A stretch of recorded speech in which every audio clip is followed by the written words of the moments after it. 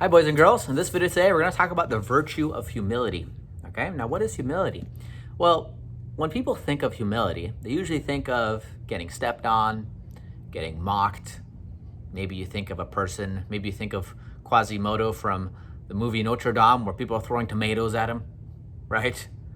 Really mean stuff like that. But humility isn't being a doormat, meaning you're not just letting people be mean to you. What humility is, it's a recognition that we are nothing compared to God. Do you guys remember Ash Wednesday? Okay, if you don't know what that is, I'll explain. It's a time in the church in which we go to Mass, right? We worship God, and the priest gives us these ashes. He takes ashes on his hand, and then he puts it on our head, mixes it onto the cross, and say, "You are made of dust, and unto dust you shall return." If we read in the book of Genesis, how did God form man? How did he form Adam? From the dust of the earth, right? So we're just dust, and we're just like a speck in a vastness of universe. Now, you might think like, okay, well then are we really even important then if we're so tiny compared to everything else? Well, this is why it's even more remarkable that Christ came down as a human. Think of it that way, right? God loves us so much, even though we are like the lowest and maybe more insignificant than we think. God still loves us, and he came down as one of us. In fact, he didn't just come down as one of us, he suffered and died for our sake, right? Because he loves us that much. He loves the human person so much. He loves the world. He does. He wants the whole world to be saved. And we all know that not everyone will be saved. That's just a fact. We can pray for the conversion of people, but at the end of the day, sometimes it's just people make their own decisions, right? And we got to accept that, but we got to continuously pray and never give up hope. That's the thing that we must never do. We must never despair or think that is hopeless. Maybe you have a friend of yours who's not, maybe they're not a Christian. I know I had a lot of friends growing up. I even have family members growing up, and family members to this day that don't believe in God. And it's really sad because I don't want them to go to the other place. I want them to go to heaven, right? But we mustn't be afraid to proclaim the truth. We mustn't be afraid to say what they need to hear. And even if that means we lose friendships because of it, hey, Jesus lost a lot of friends too. There's even a passage in the Bible where it's in John chapter 6. You can look this up with your parents, where Jesus is explaining, unless you eat the flesh of the Son of Man and drink my blood, you have no life within you, right? He says that. And people say like, what does he mean? He's going to give us his body and blood to eat. And instead of saying, oh no, this is what I meant. Or instead of saying, oh, this is I'm just symbolizing things. He says like, no, you must gnaw on my flesh, right? And the Greek word he uses is to gnaw, meaning imagine like an animal eating meat. He uses that word. And people are like, oh, how can you say that, right? And these people, they were his friends. They followed him because really they liked how he gave them food. Like bread, like physical, like actual bread. He gave them bread, because this is right after the multiplications of the loaves and the fishes, right? So these people were like, wow, this guy's giving us awesome stuff, right? And we got to be careful because our relationship with God might turn into that, where we only love God because he gives us stuff, right? Now, it's okay to love God and be grateful and be thankful that he gives us things, and he will give you things. But sometimes he'll take some things away, and you might wonder like, well, why does God want to take that away from me?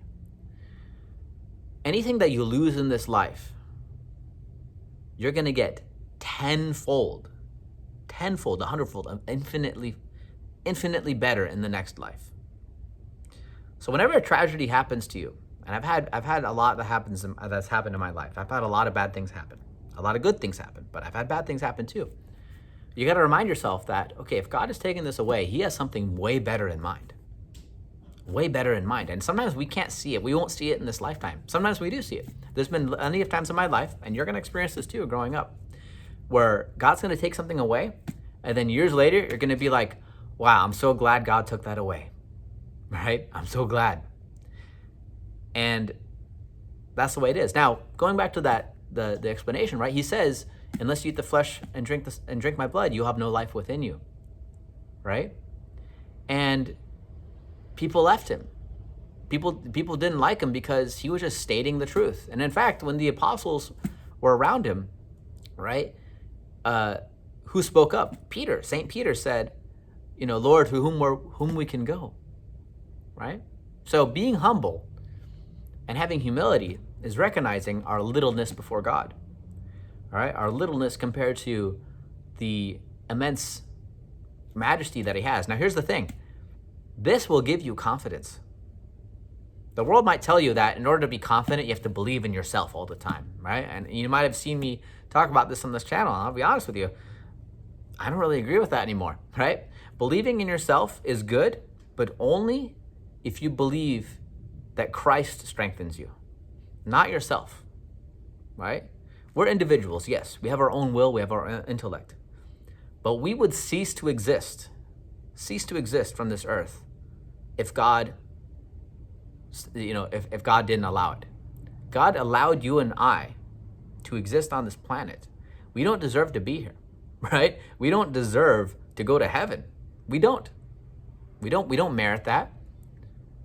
What Christ did is he died for us on our behalf so we can go to heaven, right? He forgave us of our sins through the ministry of confession. He forgives our sins through the priest. And he doesn't have to do any of those things. He gave us his own body and blood to consume, right? He gives us the gifts of the Holy Spirit. He just gives, and gives, right? But we don't even deserve it, yet he does so.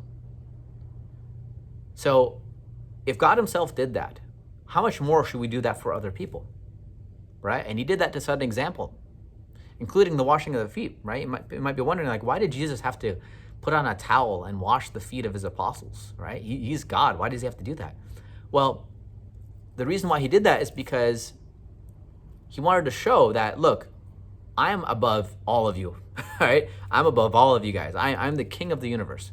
Yet I went so low as to wash the feet, and mind you, the feet of the apostles probably had poop on it because they were walking through. Like, that's what the way feet were back in the day, right? All sorts of nasty stuff. And he went beneath. He literally got on his knees and wiped their feet, right? He did that for them.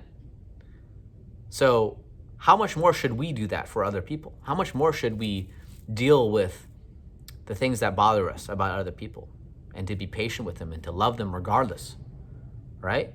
Jesus washed Judas's feet. You guys know that, right? The one who betrayed, the one who was who he gave so many chances.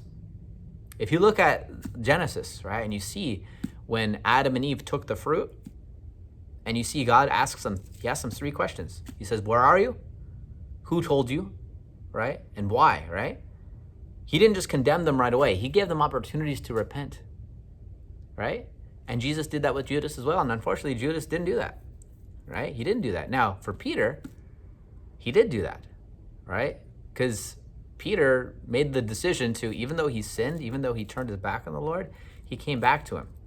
He came back to him because he knew that God is all merciful, he's all powerful, he's all just, and he's all loving, right? And the biggest thing, and I'll leave you with this point. I heard a good priest say this. He says, when you get a grade in school, you either get A, B, C, D, or F, right? Those are the grades you get. But there's one grade that's missing, and that's E, right? What does E stand for? At the end of our life, God is going to give us one grade if we make it to heaven. Effort. You put in effort and you try to love God with your whole heart, soul, and mind, to love your neighbor as yourself, as our Lord commands us to do, he will reward you for that. Sometimes when we're trying to follow God's way, we'll think like, man, we got to do all this, we got to do that, we got to do that. No, you just got to simply do his will. And like I said, if you want to know his will, you want to know what his call for you in life is, do what's in front of you. Whatever is in front of you, whether it's your homework, maybe you got homework to do, and that's in front of you, you do that homework, right? Maybe your parents tell you, hey, it's time to clean your room. That's God's will for you, to clean your room, because your parents are under the authority, God gave them that authority, that you clean your room, right? If you are at a movie, right? And you're watching a movie with your friends. That's God's will for you, right? As long as it's a good movie, it's not a sinful one, right? So as long as it's not sinful, it's God's will. It's really simple. It's a simple way to live, right? So hope you have a wonderful rest of your day. God bless you all, and see you all next time.